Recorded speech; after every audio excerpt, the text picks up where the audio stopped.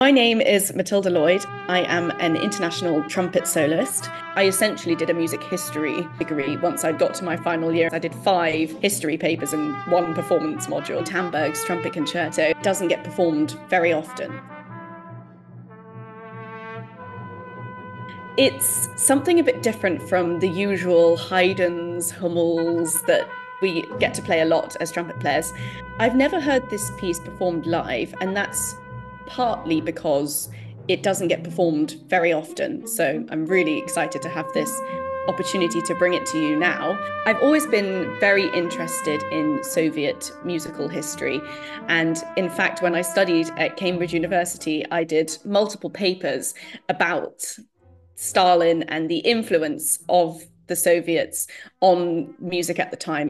It was written in 1972, and I would say it is quite typical in the sort of Soviet style music. So it's very stylistically and harmonically similar to a work by Shostakovich or Prokofiev, apart from the fact that Tamberg was Estonian and it was highly encouraged within classical music. This was the music that was performed more and played more. So you can really hear this throughout the trumpet concerto. In fact, into each movement, he weaves in these beautiful Estonian and Russian folk melodies. And then that's highly contrasted with hyper technical virtuosic passages as well. The first movement begins in quite what I feel is quite an unsettling way. It begins with solo trumpet on its own, these big intervals that are sort of a bit angular and you're not really sure where it's going to go. It's a little bit sort of mysterious and atmospheric. And then it breaks into this very virtuosic theme. It's almost like a march. It's got lots of snare drum and it's very rhythmic and energetic. Throughout most of that movement, I would say it's quite an energetic movement.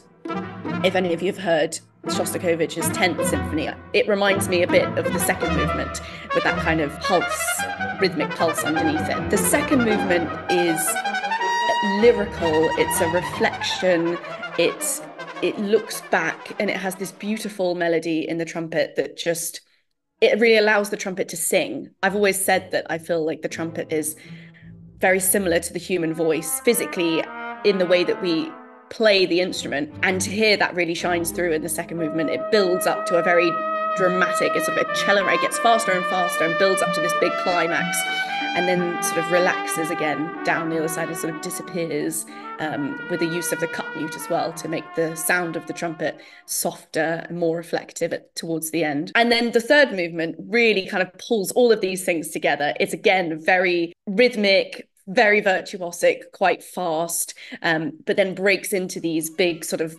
ballads, these big folk melodies, particularly at the end when it sort of winds down, you get the most beautiful melody right at the end of the piece. That's probably my favorite moment because all the hard stuff is done and then you can just relax and just enjoy this big, loud, sweeping folk song.